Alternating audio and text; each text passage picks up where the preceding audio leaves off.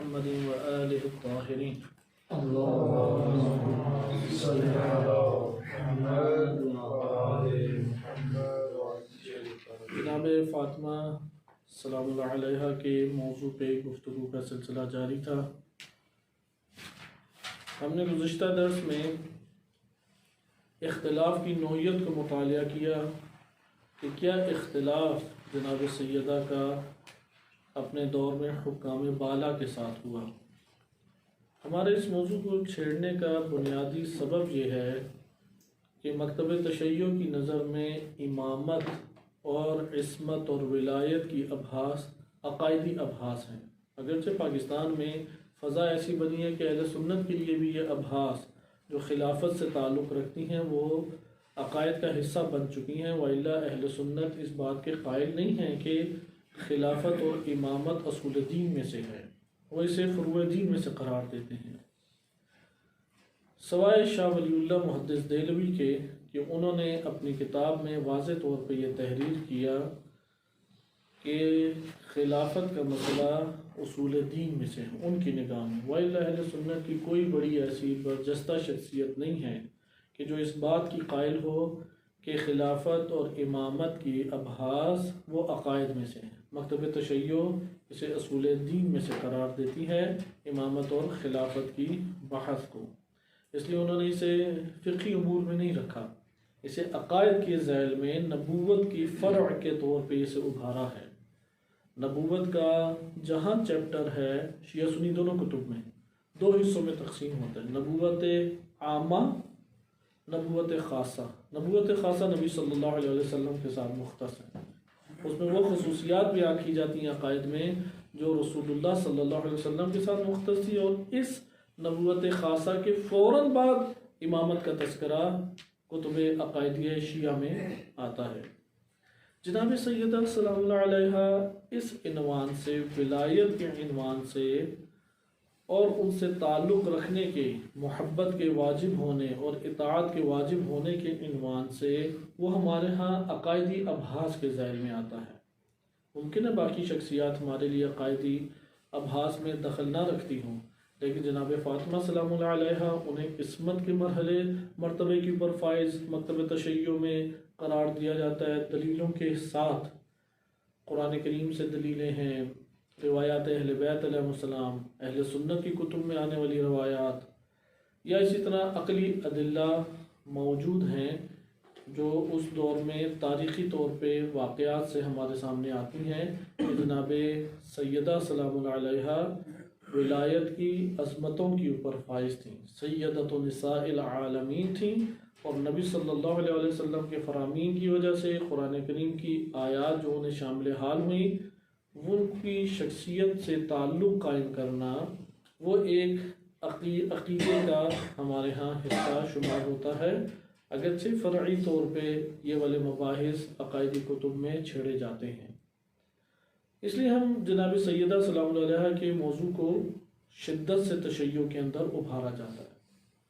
مسئلہ زیادہ وہاں پر آتا ہے جہاں پہ یہ والی خلافت کی بحث اور خلافت کے ذیل میں یہ جو اختلاف جنم لیا، اس کی بحث میں پیچیدگی مسلمانوں کے درمیان آ جاتی ہے۔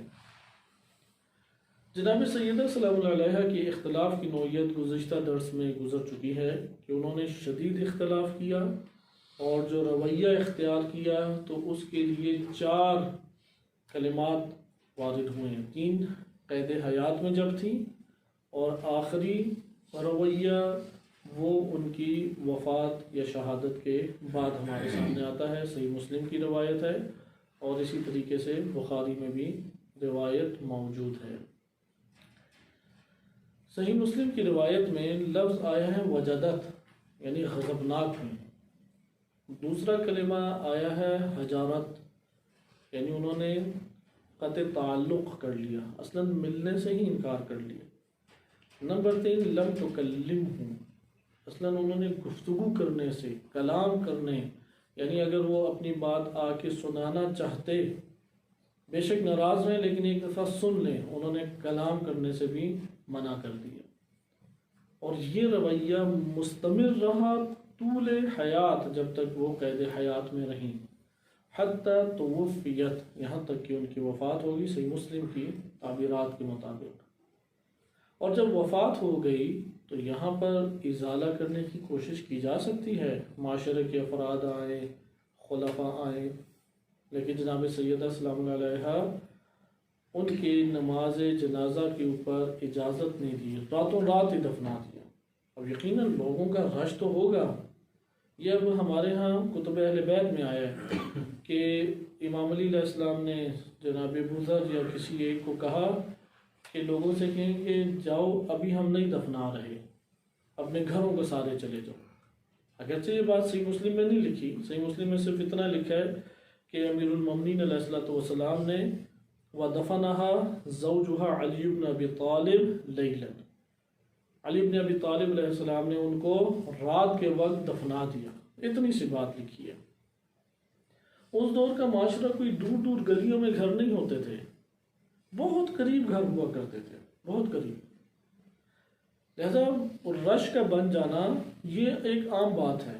یقیناً چونکہ جناب سیدہ سلام اللہ علیہ کی شخصیت امت کے درمیان غیر معمولی شخصیت تھی، رسول اللہ صلی اللہ علیہ وسلم کا غیر معمولی احترام اور تعظیم بجا لانے کی وجہ سے لہذا لوگوں کا ایک رش وہاں پر موجود تھا۔ اب رات کو امام علی علیہ السلام نے دفنا دیا، وَلَمْ يُؤْذِنْ بِهَا أَبَا بَكْرٍ، اور امام علی علیہ السلام نے اجازت نہیں دی کہ حضرت ابوبکر وہ آئیں اور نماز جنازہ میں شرکت کریں۔ اب سوال یہ پیدا ہوتا ہے، ہم تصور کریں کہ یہ وجود میں کیسے آ سکتی ہے بات؟ یہ تبھی وجود میں آ سکتی ہے کہ مجمع چھٹ جائے اور وہاں پہ افراد کو آنے ہی نہ دیا جائے، اس طور پہ کہ دفنا دیں پوشیدہ طور پہ، خبر ہی نہ ہونے دیں۔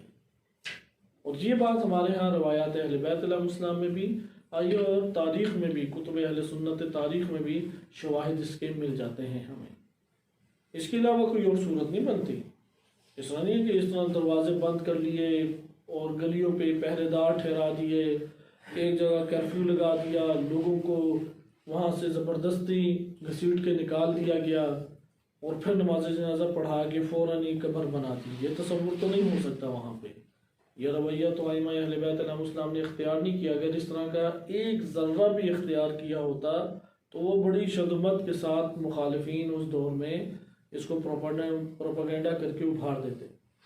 لہذا جو مکتب اہل بیت علیہ السلام شیعہ کتب میں آیا ہے وہ زیادہ واقع کے قریب ہے کہ لوگ تھے، انتظار میں تھے کہ کب دفنایا جائے، یہاں تک کہ مغرب ہو گئی، رات ہوگی، پھر منتظر تھے، تو تب ان کو کہا گیا کہ ابھی ہم نہیں دفنا رہے، آپ لوگ گھر چلے جائیں، تو آپ آرام کریں، وقت ہوگا تو اس کی خبر آپ حاصل کر لیں، ابھی ہم دفنا نہیں رہے۔ لہذا جناب سیدہ سلام اللہ علیہ کو لوگ چلے گئے تو اس وقت رات کے وقت چند افراد کی موجودگی میں کہ بعض ہمارے ہاں ایسے روایات وارد ہوئی ہیں، اگرچہ سندن قابل اشکال ہیں، لیکن وہ جو روایات کے مضامین ہیں وہ اس طرح کی روایات سے جب ہم اس کو مقارنہ یا کمپیریزن کرتے ہیں تو وہ حقائق کے قریب آ جاتے ہیں۔ مثلا اس میں لکھا ہے کہ 7-8 بندوں نے نماز جنازہ پڑھی، جناب سلمان تھے، مقداد تھے، ابو ذر تھے، عمار تھے، اس طرح کی شخصیات تھیں، یہ اور بنی ہاشم کے چند افراد تھے، بس اتنے افراد 7-8 بندوں نے نماز جنازہ پڑھی۔ یہ والی بات اس لیے قابل قبول لگتی ہے کہ ہم ادھر یہ الفاظ دیکھ رہے ہیں وَلَمْ يُؤْذِنْ بِهَا أَبَا بَكْرٍ، اگر لوگوں کی ایک بڑی جمعیت نے شرکت کی ہوتی تو یقیناً اس کا بیان آتا، اس لیے نہ اور لیلن کا لفظ نہ آتا۔ اگر لوگوں کی شرکت مطلوب ہوتی تو پھر تو رات کو نہ دفنایا جاتا، پھر تو دن کو دفنا دیا جاتا۔ ایسا ہے یا نہیں؟ کیونکہ دن کو دفنانے کی فضیلت کے بارے میں باقاعدہ روایات ہیں جو سنت کتب میں بھی۔ رات کو دفنانا پوشیدگی کی وجہ سے ہے، رات کو دفنانا شرکت نہ ہو اس وجہ سے ہے، اس لیے شرکت نہ کرنے کا اس طرف ایک ہدف اور مقصد تھا۔ سوال یہ پیدا ہوتا ہے کہ امام علی علیہ السلام نے اپنی مرضی سے رات کو دفنایا یا پیچھے کوئی اور سبب ہے؟ یعنی کیوں اجازت نہیں تھی امیر المومنین علیہ السلام نے؟ چلیں ممکن ہے کہا جا سکے کہ خلیفہ اول کے ساتھ اختلاف تھا، خلیفہ دوم کے ساتھ اختلاف تھا، لوگوں کو کیوں اجازت نہیں دی گئی؟ صرف اور صرف امیر المومنین یا گھرانے اہل بیت علیہ السلام کے ساتھ آخری دم تک جو افراد ڈٹے ہوئے تھے اور حقدار انہیں امامت اور خلافت کا سمجھتے تھے، ان کے علاوہ دیگران نے شرکت نہیں کی۔ اس کی کیا وجہ ہو سکتی ہے؟ آیا امام علی علیہ السلام کی طرف سے یہ تھا یا جناب سیدہ سلام اللہ علیہ کی طرف سے یہ تھا؟ ان دو کے علاوہ تو کوئی تیسری بات نہیں بنتی، کیونکہ سارے ہی شرکت کرنا چاہتے تھے۔ لیکن آپ دیکھیں وَلَمْ يُؤْذِنْ بِهَا أَبَا بَكْرٍ، صحیح مسلم کی عبارت ہے، اجازت نہیں دی گئی ابی بکر کو کہ آپ شرکت کریں۔ اسی طرح دوسرے لوگوں نے بھی معاشرے کی شرکت نہیں کی۔ اب یہ ادھر ہے کہ علی علیہ السلام نے اجازت نہیں دی۔ یہ اجازت جو امام علی علیہ السلام نے نہیں دی اور لوگوں کو بھی آنے کا موقع نہیں دیا اور گھروں کو بھجوا دیا گیا، اس کا سبب آیا خود امیر المومنین علیہ السلام ہے یا خود جناب سیدہ سلام علیہ؟ اس حوالے سے اہل سنت کتب میں بہت تشریحات وارد نہیں ہوئیں، لیکن مکتب تشیع مکتب اہل بیت علیہ السلام میں روایات وارد ہوئی ہیں۔ ان روایات کے مطابق ہم سندی بحث ادھر نہیں کرتے، سندی ابحاث سے قطع نظر کرتے ہوئے ان روایات کے مطابق جناب سیدہ سلام اللہ علیہ کی وصیت تھی کہ میرے جنازے پہ لوگ نہ آئیں، یعنی وہ معاشرے کے اکثر معاشرے کے ساتھ ناراضگی کی حالت میں گئے، مدینہ والوں کے ساتھ سوائے چند افراد کے اکثر مدینہ والوں کے ساتھ ناراض ہو گئے جناب سیدہ بھی، اور انہوں نے قبول نہیں کیا کہ مدینے کے افراد میرے جنازے پہ آئیں یا میری قبر سے باخبر ہو سکیں۔ اس لیے قبر جناب سیدہ سلام علیہ آج بھی ایک راز ہے، آج بھی ایک راز ہے۔ تو یہ ہمارے سامنے ان کلمات کی شرح آتی ہے کہ وصلی علیہا علی، امام علی علیہ السلام نے ان پر نماز جنازہ پڑھی۔ امام علی علیہ السلام کا نماز جنازہ پڑھنا اور لوگوں کو شرکت نہ کرنا شیعہ روایات کے مطابق وصیت جناب سیدہ سلام علیہ کے حوالے سے تھا۔ ادھر کوئی کہہ سکتا ہے وہ جو آپ وصیتوں کے مضامین لاتے ہیں ان میں تو سندی اشکالات پائے جاتے ہیں، لیکن ہمارے پاس اگر ہم انہی قرائن کے ساتھ جوڑیں تو ان سے کہیں کہ پھر کیا وجہ ہو سکتی ہے؟ اگر آپ یہ کہتے ہیں کہ وہ وصیت نہیں ہے تو پھر سبب بتائیں، اس کے علاوہ کوئی اور سبب ہمارے پاس نہیں بنتا، اس لیے وہ بات درست ثابت ہوتی ہے۔ خود سندی معیارات کے اوپر بھی ایک طویل بحث موجود ہے، انشاءاللہ کسی اور مرحلے کے اوپر اس کو اٹھائیں گے، لیکن وصیت جناب سیدہ سلام علیہ یہ ان قرائن کے ساتھ جوڑیں تو ہر عاقل انسان اس بات کی گواہی دے گا کہ جناب سیدہ کی یہ وصیت تھی، اور اس وصیت کی وجہ سے اہل مدینہ کو انہوں نے نہیں آنے دیا، اور یہ احتجاج کو مستمر رکھنا تھا تاکہ امت کے افراد تک یہ احتجاجی کیفیت پہنچ سکے۔ یعنی اس برتاؤ کے کرنے کا اصل سبب کیا تھا؟ تاکہ امت اور آئندہ آنے والی نسلوں تک یہ بات پہنچ سکے کہ رسول اللہ کی باعصمت بیٹی جو عصمت کے مرحلے کے اوپر فائز ہیں، خود رسول اللہ نے ان کو معیار حق اور باطل کا قرار دیا ہے، ان کی شخصیت وہ احتجاج اور ناراضگی کی حالت میں گئی ہے، نہ جنازے میں شرکت کرنے دی عمومی افراد کو اور نہ ہی جنازہ پڑھنے دیا، کفن دفن غسل کے مسائل میں کسی کو شامل نہیں ہونے دیا جن سے جناب سیدہ سلام علیہ ناراض تھے۔ اور قبر کو بھی پوشیدہ کیا گیا، قبر کو بھی پوشیدہ رکھا گیا تاکہ سوال پیدا ہو کہ کہاں پر ہیں، سب کی قبریں موجود ہیں تو کیوں ان کی قبر پوشیدہ ہے؟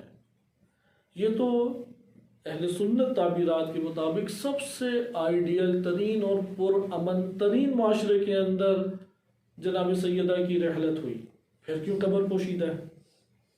کیونکہ بقیہ کی قبر کی پوشیدگی کی وجہ پتہ لگتی ہے، فتنوں سے بھرا ہوا وہ دور تھا، لیکن اہل سنت سے یہ سوال کیا جاتا ہے کہ ان کے نزدیک رسول اللہ کے بعد سب سے آئیڈیل ترین زمانہ تاریخ بشریت میں وہ خلفاء کا زمانہ ہے۔ اگر وہ اتنا پرامن زمانہ ہے، اتنا بہترین زمانہ ہے، تو آخر کیوں قبر پوشیدہ ہے؟ پھر کیوں جنازے میں رسول اللہ کی بیٹی کی جنازے میں افراد نہیں ہیں؟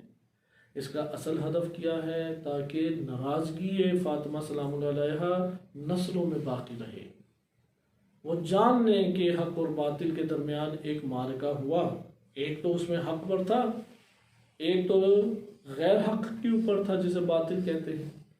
ہو نہیں سکتا کہ دونوں حق کے اوپر ہو جائے۔ اور یہ ناراضگی نسوانی خصوصیات کی بنیاد پر نہیں تھی، اس کی رعایت تو امام علی علیہ السلام نے بھی کی، انہوں نے بھی اجازت نہیں دی۔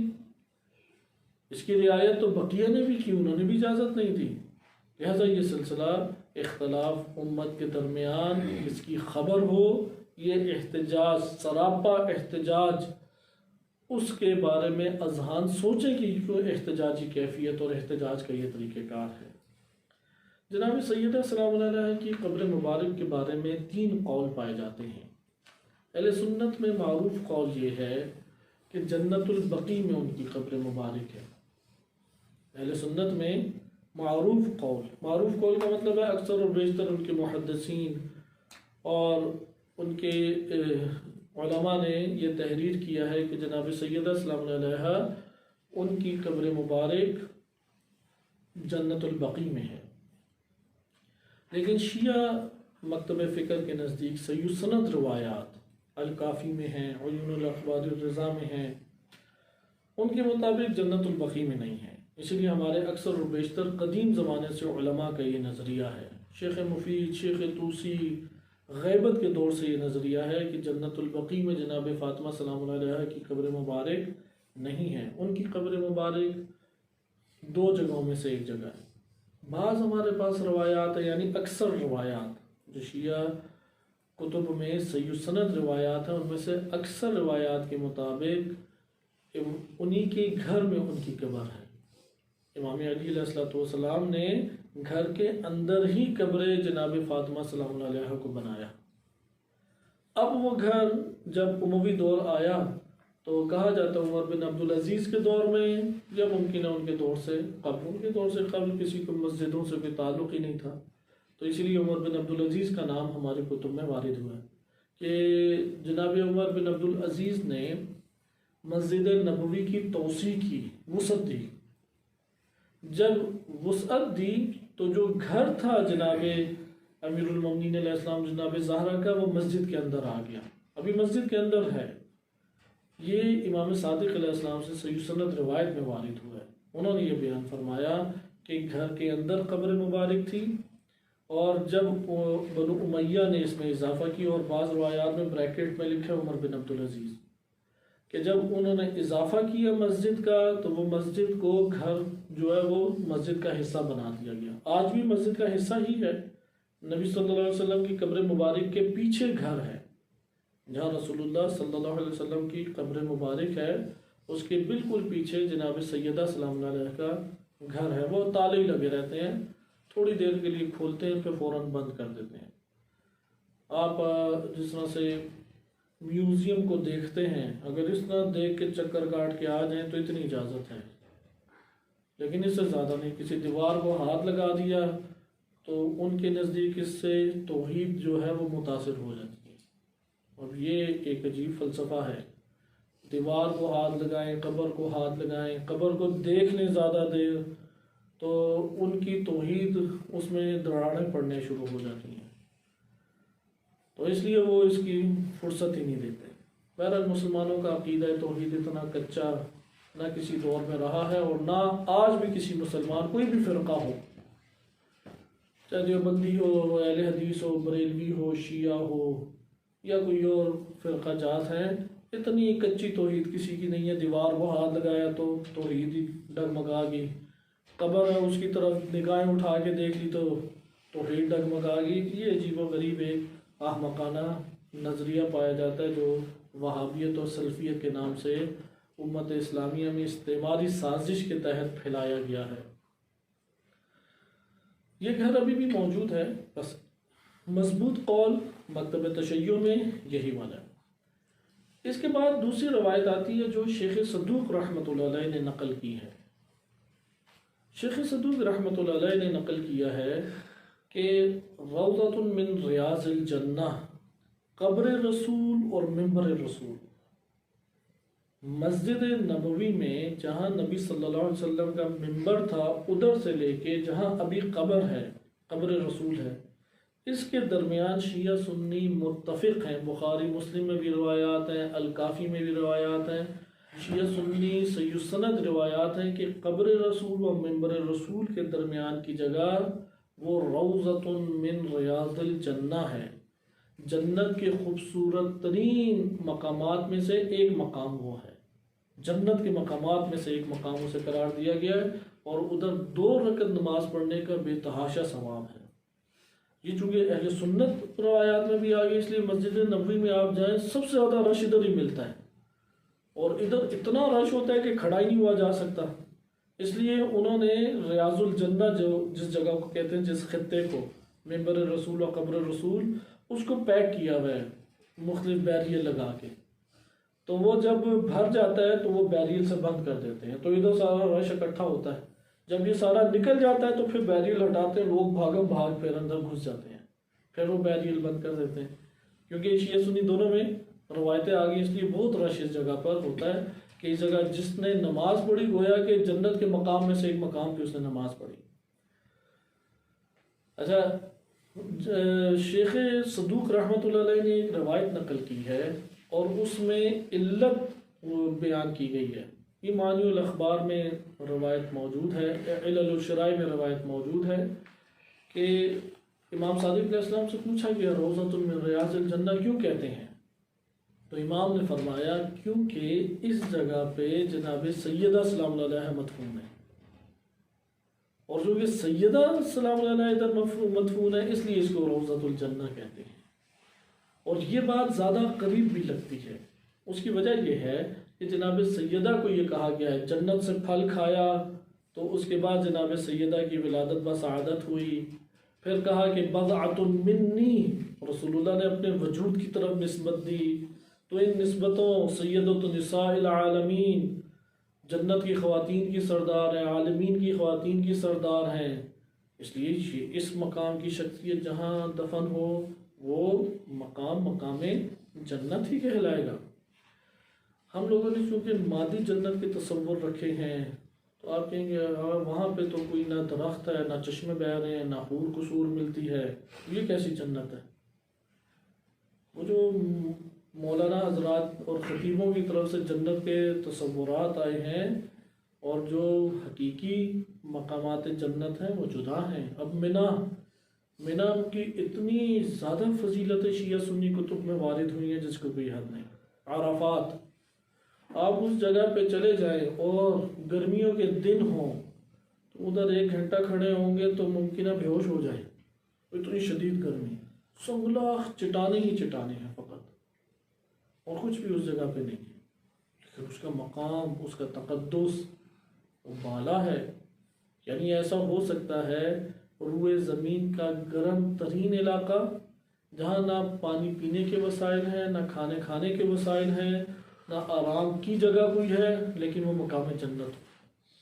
جنت قرب الہی کی جگہوں کو کہتے ہیں، جنت جہاں پہ معنوی بلندیوں پہ انسان پہنچتا ہے، اس لیے روضۃ الجنہ ان مقامات میں سے ہے۔ بہرحال دوسرا قول جو ہمارے ہاں روایات میں وارد ہوا ہے، روایات میں جنت البقیع کا تو اصلا تذکرہ نہیں وارد ہوا، حتیٰ کہ امام صادق علیہ السلام سے اس طرح روایات وارد ہوئی ہیں کہ راوی آیا کہ لوگ کہتے ہیں کہ جناب سیدہ بقیع میں ہیں، تو امام نے فرمایا بقیع میں نہیں ہے، لوگ غلط کہتے ہیں، وہ اپنے ہی گھر میں مدفون ہیں یا یہ روضۃ الجنہ میں۔ علامہ مجلسی رحمۃ اللہ علیہ فرماتے ہیں کہ یہ دونوں باتیں ٹکراتی نہیں ہیں، کیونکہ آپ انشاءاللہ تعالیٰ خدا آپ کو سعادت یہ نصیب فرمائے، بلکہ ہم سب کو یہ سعادت دوبارہ عنایت فرمائے کہ مدینہ منورہ کی زیارات کریں۔ وہاں پہ آپ دیکھیں گے کہ جو روضۃ الجنہ کے عنوان سے جگہ ہے وہ بالکل ملی ہوئی ہے ان کے گھر سے تقریباً، یعنی 2 قدموں سے زیادہ فاصلہ نہیں ہوگا، 2 قدموں سے زیادہ۔ تو اس لیے وہ کہتے ہیں کہ یہ بھی گھر کے، کیونکہ وہ مسجد کا حصہ بن گیا تو روضۃ الجنہ ممکن ہے کہ اس گھر کو بھی شامل حال بعد میں ہو جاتا ہو، کیونکہ اب تو ہم وہ نہیں کوئی حدود اربا نہیں طے کر سکتے، آثار ہی مٹا دی انہوں نے، اس لیے نہیں پتہ لگتا تھا یہ بیویوں کے گھر ہیں، امہات المومنین کے گھر ہیں، یہ جناب سیدہ کا گھر ہے، یہ مسجد تھی اور یہ ممبر تھا، یہ قبر رسول ہے۔ اب قبر رسول یہ یقینی بات ہے مسجد نبوی میں نہیں تھی۔ جس جگہ نبی صلی اللہ علیہ وسلم کا جس حجرے میں انتقال یا رحلت ہوئی ہے وہی جگہ قبر بن گئی۔ جھگڑا ہو گیا وہاں پہ کہ رسول کو کہاں دفن کیا جائے، تو امیر المومنین علیہ السلام نے فرمایا، اہل سنت کتب میں بھی اسی طرح وارد ہوا ہے کہ جہاں پہ انبیاء کی وفات ہوتی ہے وہی جگہ ان کی قبر ہوتی ہے۔ اس کے اوپر اختلاف پایا جاتا ہے، آیا وہ ام المومنین حضرت عائشہ کا گھر تھا یا جناب سیدہ سلام اللہ علیہا کا گھر تھا۔ بعض ہمارے محقق علماء انہوں نے کتابیں بھی لکھی ہیں اور یہ ثابت کیا ہے کہ وہ جناب سیدہ سلام اللہ علیہا کا گھر تھا اور اسی حجرے میں رسول صلی اللہ علیہ وسلم کو دفن کیا گیا۔ لیکن جو معروف قول ہے، اور یہ قول اہل سنت کتب کے علاوہ مکتب تشیع میں بھی وارد ہوا ہے کتب میں، کہ وہ ام المومنین حضرت عائشہ کا گھر تھا۔ لیکن اس گھر میں اور جناب سیدہ کے گھر میں کتنا فاصلہ ہے؟ شاید 2 بڑے قدموں کا فاصلہ ہو، اس سے زیادہ فاصلہ نہیں ہے، کیونکہ اس وقت بہت زیادہ بڑے محلے نہیں ہوتے تھے، قریب چھوٹی سی گلی ہوتی تھی، گلی کے فاصلے پہ ہی چھوٹے سے گھر بنائے جاتے تھے، کوئی بہت بڑے گھر نہیں ہوتے تھے۔ اس لیے مسجد نبوی سے باہر تھی قبر رسول، لہذا کیا کہا جا رہا ہے؟ قبر رسول اور منبر رسول کے درمیان روضۃ الجنہ ہے، درست؟ اس لیے اس کے اعتبار سے دیکھیں تو قبر رسول یا جناب سیدہ کا گھر ہے، اور اگر ام المومنین کا بھی گھر ہو، جناب عائشہ کا بھی گھر ہو، تب بھی جناب سیدہ کی قبر مبارک گھر کے اندر ہوتے ہوئے بھی اس حصے کو شامل ہو جاتی ہے، وہ اس کے درمیان آ جاتی ہے۔ اگر آپ وہاں پہ جائیں اور اس چیز کو آپ خود دیکھیں تو یہ آرام سے آپ فیصلہ کر سکتے ہیں کہ یہ آ جاتی ہے۔ اس لیے یہ دونوں باتیں جمع ہیں کہ جو کہتے ہیں کہ گھر کے اندر، یعنی جو روایات کہتی ہیں کہ گھر کے اندر وہ دفن کی گئیں، اور 1-2 روایات ہیں جس کے مطابق وہ روضۃ الجنہ میں دفن کی گئیں، دونوں باتیں ایک ہی ہیں، کیونکہ قبر رسول صلی اللہ علیہ وسلم رسول کے درمیان کی جگہ وہ روضۃ الجنہ ہے، اور اس روضۃ الجنہ میں جناب سیدہ سلام اللہ علیہا کا گھر آ جاتا ہے۔ یہ ہماری تشریح ختم ہوئی کفن اور دفن کے اعتبار سے کہ جناب سیدہ سلام اللہ علیہا کو امیر المومنین علیہ السلام نے غسل بھی دیا، کفن بھی دیا، دفن بھی کیا اور نماز بھی پڑھی۔ اس کے بعد صحیح مسلم میں یہ بیان ہے لوگوں کا رویہ کیسا تھا۔ وَكَانَ لِعَلِيٍّ مِّنَ النَّاسِ جِهَةٌ، اور بعض جگہوں پہ آیا ہے وجہتٌ، واو ہے، لیکن اس نسخے میں جہاں پہ یہ ہے، یہ نسخہ دارالسلام کا ہے، یہاں پہ جہتٌ لکھا ہوا ہے، وجہتٌ نہیں لکھا، لیکن بعض نسخوں میں کیا ہے؟ وجہتٌ۔ حیات فاطمہ، زندگانی فاطمہ سلام اللہ علیہا میں علی علیہ السلام کی 1 نو قدر تھی، 1 نو قدر۔ بعض جگہوں پہ آیا وہ قدر بھی کتنی تھی۔ اب یہاں پہ من الناس ہے، لعلی من الناس، وہ ناس ادھر جو ناس کہتے ہیں لوگوں کو، ادھر جو لوگوں کہا جا رہا ہے وہ صحابہ کرام کے علاوہ کوئی اور ہو سکتے ہیں؟ یہ سارے صحابہ کرام ہوں گے یا تابعین ہوں گے؟ ان 2 کے علاوہ تو کوئی نہیں ہو سکتا نا۔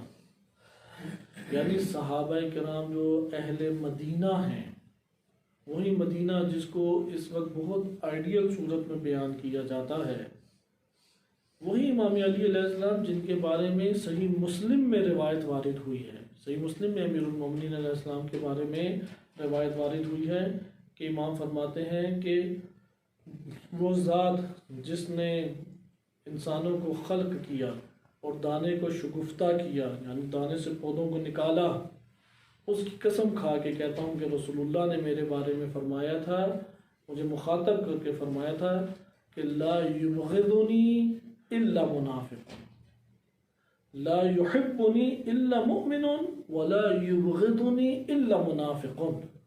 اور مکتب تشیع نے اس معیار کو دونوں ہاتھوں سے پکڑ لیا ہے۔ اگر ایک گھر میں آج بھی باپ بیٹا ہو، اس معیار کے تحت مومن منافق قرار پاتا ہے۔ ہم یہ نہیں کہتے کہ منافقت کا سبب فقط یہی ہے، یہ نہیں کہتے، منافقت کے اسباب متعدد ہیں۔ مثلا جیسے قرآن کریم میں تذکرہ ہے اذا قاموا للصلاۃ قاموا کسالى، اگر نماز کے لیے وہ قیام فرماتے ہیں تو کیا سستی کے ساتھ کرتے ہیں، جیسے بعض کو بڑی بھاری لگتی ہے، نماز ختم ہوتی ہے فرار کر جاتے ہیں، وہ انتظار کر رہے ہوتے ہیں کہ امام جماعت اللہ اکبر رکوع میں جائے تاکہ ہم شامل ہو جائیں، کون الحمد بھی پڑھے پھر اس کے بعد اگلی سورہ بھی پڑھے، اس لیے انتظار میں ہوتے ہیں۔ یہ کسلان ہے، یہ منافقت کے مرض کی وجہ سے ایسے سلوک ہوتے ہیں۔ ہاں کوئی بعض اوقات مجبوری ہو جاتی ہے، اس کی بات نہیں کی جا رہی، عموماً جو لوگوں کی ایسی طرز بن جائے، لہذا نماز میں سستی اور کاہلی یہ منافقت ایک سبب ہے۔ متذبذبین مضطرب رہتے ہیں، یہ ٹھیک ہے غلط ہے، سنا تو ہے صدقہ دیں تو اللہ تعالیٰ اتنا ثواب دیتا ہے اور ڈبل کر کے لوٹا دیتا ہے، کہ جو اللہ کو قرض حسنہ دے تو اللہ اضافہ کر دیتا ہے، پتہ نہیں ہوگا یا نہیں ہوگا۔ یہ جو متذبذب ہے کہ مارا گیا تو اگلا جہان بڑا خوبصورت ہے، مومن مارا گیا، متذبذب ہے، یہ منافقت کا ہے، منافق ہے یہ انسان۔ منافقت کے اسباب ہیں، انہی اسباب میں سے اہم ترین سبب وہ امیر المومنین علیہ السلام سے بغض اور محبت کا معیار ہے۔ مومن ہو اور دل میں حب علی نہ ہو، ایسا نہیں ہو سکتا۔ یہ صحیح مسلم کی روایت ترمذی میں ہے، مسند احمد بن حنبل میں ہے، سنن میں یہ وارد ہوئی ہیں روایات، لہذا ہو نہیں سکتا مومن ہو محبت علی نہ ہو۔ اور اگر کسی کے دل میں بغض ہو، نفرت ہو علی علیہ السلام سے، نفرت، اگر کسی دل میں نفرت ہے علی علیہ السلام سے، نمازی ہو، روزے دار ہو، خوارج کی طرح لمبی لمبی نمازیں پڑھے، وہ شخص منافق ہے۔ اب اس معیار، یہ اپنی طرف سے گھڑا ہوا معیار نہیں ہے، صحیح مسلم کا ہی دیا ہوا معیار ہے، لہذا روایات ہی کے ذریعے سے اس جملے کو سمجھتے ہیں۔ وَكَانَ لِعَلِيٍّ مِّنَ النَّاسِ وِجْهَةٌ يَجِهَةٌ، ایک نوع قدر تھی حیات فاطمہ، زندگانی فاطمہ میں۔ فَلَمَّا تُوفِّيَتْ اسْتَنْكَرَ عَلِيٌّ وُجُوهَ النَّاسِ، جب ان کی رحلت وفات ہو گئی تو امام علی علیہ السلام نے لوگوں کے چہروں پہ نفرتیں دیکھنا شروع کر دی۔ یہ نفرت ریاکاری ہے یا قلب میں بھی نفرت تھی؟ سوال ادھر ابھرتا ہے یا نہیں ابھرتا؟ یہ جو معاشرے، کیونکہ ناس ایک بندہ نہیں ہے، عمومی معاشرہ اس طرح سے ہے، لوگ اس طرح سے کر رہے ہیں، یہ جو لوگ برتاؤ علی ابن ابی طالب علیہ السلام کے ساتھ یہ برتاؤ کر رہے ہیں، استنکر علی وجوہ الناس، کہ لوگوں کے چہروں کے اوپر منکرات اور نفرتیں دکھائی دینے لگی۔ ادھر ہم سوال کرتے ہیں، یہ جو نفرتیں دکھائی دی جا رہی ہیں، یا عارضی طور پہ ظاہر کر رہے ہیں دل میں محبت ہے، یہ تو ریاکاری ہو گئی۔ دوسری چیز کیا ہے، دل میں بھی نفرت ہے، اسی لیے ظاہر میں بھی نفرت آشکار ہو رہی ہے، اور یہ جو ظاہری طور پہ نفرت کا اجاگر ہونا، اسی کو بغض کہتے ہیں۔ بس اگر ہم اس روایت، اور صحیح سند روایت ہے، مسلم میں، ترمذی میں، شیعہ دنیا میں ہر جگہ پہ یہ روایت آئی ہے کہ امیر المومنین، حتیٰ کہ خلیفہ دوم کے یہ کلمات ہیں کہ علی علیہ السلام کو دیکھ کے پہچانتے تھے۔ ممکن ہے کوئی سندی اشکال کرے، لیکن اس طرح تائید اور قرائن اور شواہد سے یہ معیار واضح ہو جاتا ہے کہ کہتے تھے علی علیہ السلام کو دیکھ کے پہچانتے تھے کون حق پہ کون باطل پہ ہے، منافق کی پہچان کر لیا کرتے تھے۔ لہذا امیر المومنین علیہ السلام معیار ہے ایمان اور نفاق کے، معیار تولا جائے گا علی علیہ السلام کی شخصیت پہ بندے کو۔ آئے اس جگہ پہ استنکر علی وجوہ الناس، اس جگہ پہ لوگوں کے چہروں پہ جو نفرت کے اور بغض کے یہ تاثرات آ رہے ہیں، یہ وہی آیت کریمہ سے تو آیا تعلق نہیں بنتا۔ وَمِنْ أَهْلِ الْمَدِينَةِ سورۃ توبہ آیت نمبر 101، وَمِن مَنْ حَوْلَكُمْ مِنَ الْأَعْرَابِ مُنَافِقُونَ وَمِنْ أَهْلِ الْمَدِينَةِ مَرَضُوا عَلَى النِّفَاقِ لَا تَعْلَمُهُمْ نَحْنُ نَعْلَمُهُمْ سَنُعَذِّبُهُمْ مَرَّتَيْنِ ثُمَّ يُرَدُّونَ إِلَى عَذَابٍ عَظِيمٍ۔ قرآن کریم واضح کہہ رہا ہے، من اہل المدینہ، ہر درم اور ضدی قسم کے منافق ہیں ادھر۔ اور اہل مدینہ کا کہا ہے، ایک دو فرد کی طرف اشارہ نہیں کیا، بلکہ اہل مدینہ، مدینہ کے اہالی میں، مدینہ کے رہنے والوں میں منافق ہیں۔ اور یہ روایت کا جملہ بھی بیان کرا، استنکر علی وجوہ الناس، جن جن چہروں کے اوپر علی علیہ السلام کو دیکھ کے ان کے تیور بگڑ جاتے تھے اور ان کی حالت غیر ہو جاتی تھی، اس کو اگر ہم حدیث نبوی سے اور قرآن کریم کی آیت سے جوڑیں تو پتہ لگ جاتا مدینے میں منافقین موجود تھے۔ اس لیے کیسے یہ توقع رکھ سکتے ہیں کہ اس وقت علی علیہ السلام کے حمایتی بن گئے ہوں؟ اس لیے پورے معاشرے سے پریشر ڈالا۔ آگے دیکھیں، فَالْتَمَسَ مُصَالَحَةَ أَبِي بَكْرٍ وَمُبَايَعَتَهُ، علی علیہ السلام نے التماس کی، یہ صحیح مسلم کے کلمات ہیں، علی علیہ السلام نے فَالْتَمَسَ التماس کی کہ ابو بکر کے ساتھ مصالحت کریں اور ان کی بیعت کریں ان کے ہاتھ پر۔ وَلَمْ يَكُنْ بَائِعَ تِلْكَ الْأَشْهُرُ، اور ابھی تک علی علیہ السلام نے بیعت نہیں کی تھی، ابھی تک بیعت نہیں کی تھی۔ فَأَرْسَلَ إِلَىٰ أَبِي بَكْرٍ، امام علی علیہ السلام نے بھیجا کسی کو، خلیفہ اول حضرت ابو بکر کے پاس، ان ائتنا، کہ ہمارے پاس تم ایک دفعہ آؤ بات چیت کریں۔ ولا یأتنا معک احد، دیکھو تمہارے ساتھ وہ ایک شخص نہیں ہونا چاہیے، کراہیت محضر عمر بن خطاب، کہ ناپسند جانا، مکروہ جانا، کراہت کی، کراہت اردو میں بھی لفظ استعمال ہوتا ہے، کراہت کی کہ عمر بن خطاب حاضر ہو جائیں۔ یہ کون کراہت کر رہے ہیں؟ علی علیہ السلام۔ یہ صحیح مسلم کے کلمات ہے، شیعہ کتاب کے نہیں ہے کہ کوئی فتویٰ لگ جائے اور کوئی توہین صحابہ کا پرچہ دائر ہو جائے۔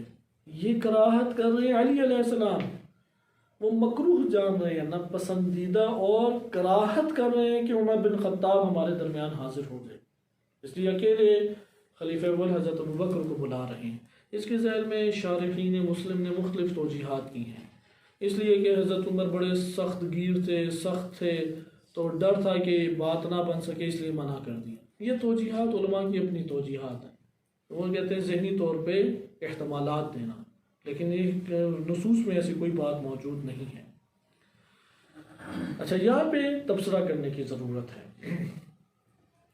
کہ البتہ آگے تھوڑا سا ترجمہ دیکھ لیں۔ فقال عمر، جب یہ پتہ لگا عمر بن خطاب خلیفہ دوم کو یہ پتہ لگا کہ علی علیہ السلام وہ کراہت سے مجھے کہہ رہے ہیں کہ میں کراہت کرتا ہوں کہ تم ہمارے درمیان آؤ، لأبی بکر، تو کہا عمر بن خطاب نے جناب ابی بکر کو، واللہ لا تدخل علیہم وحدک، قسم بخدا تم اکیلے ان کے پاس نہیں جاؤں گی، جاؤں گا تو میں بھی جاؤں گا۔ فقال ابو بکر نے کہا، وما عساهم ان يفعلوا بی، کہ وہ لوگ ممکن نہیں ہے کہ مجھے اس کی مہلت دے دیں، یعنی تم بھی آؤ، اس کی اجازت نہیں دیں گے، یعنی ایسا کرنے کا موقع نہیں دیں گے کہ تم بھی میرے ساتھ آؤ۔ انی واللہ لآتینہم، لیکن قسم بخدا میں جا کے رہوں گا۔ اب دونوں میں آپس میں اختلاف ہوا، خلیفہ اول نے کہا میں حتماً جاؤں گا، خلیفہ دوم کہتے ہیں کہ لا تدخل، تم اکیلے ان کے پاس نہیں جا سکتے۔ فدخل علیہم ابو بکر، لیکن آخر میں طے پایا اور اکیلے چلے گئے، خلیفہ اول اکیلے چلے گئے۔ فتشہد علی بن ابی طالب، انہوں نے ملاقات کی علی بن ابی طالب علیہ السلام نے، ثم قال ان قد عرفنا یا ابا بکر فضیلتک وما اعطاک اللہ، کہ ہم جانتے ہیں کہ تمہاری کیا فضیلت ہے اور کیا اللہ نے تمہیں عطا کیا ہے۔ وَلَمْ نَنْفَسْ عَلَيْكَ خَيْرًا سَاقَهُ اللَّهُ إِلَيْكَ، کہ وہ بعض چیزیں بیان کی تعریفوں کی، کہ ان چیزیں انشاءاللہ تعالیٰ اس کو ہم بعد میں پڑھیں گے، یعنی بعض چیزیں جو آپ نے آپس میں دشمنی، کینہ، حسد کی جو آپس میں ملاحظہ کی ہیں تو اس کی اب توجیح کر رہے ہیں اس کتاب کے مطابق، لیکن اس میں ہمیں اوپر سے چند چیزوں کی تشریح کی ضرورت ہے، وہ ہے التماس کرنا۔ سوال یہ پیدا ہوتا ہے کہ ایک جگہ پہ ایک شخص کی اصلاً قدر و قیمت باقی ہی نہیں رہی، محلے سے نکلے تو لوگ نفرت سے چہرے پھیر لیں، سلام کریں تو لوگ سلام کا جواب نہ دیں، تو اس جگہ سے آیا چلا جانا چاہیے یا اس معاشرے میں رہتے ہوئے انہی لوگوں کے ساتھ ہمراہ زندگی بسر کرنا چاہیے؟ کیونکہ یہ تو نہیں ہو سکتا امیر المومنین علیہ السلام مدینہ میں اس جگہ پہ رہیں اور ان سے کاملاً کٹ کے رہیں، یہ ہو سکتا ہے؟ آخر کیوں امیر المومنین علیہ السلام اس جگہ پہ رہے جبکہ لوگوں کا رویہ یہ تھا، عمومی طور پہ لوگوں کا رویہ یہ تھا، کوئی انصار میں امیر المومنین علیہ السلام کے ساتھ نہیں تھے؟ انشاءاللہ اس کو ہم اگلے درس میں ملاحظہ کریں گے۔ صلی اللہ علیہ سیدنا محمد و آلہ الطاہرین۔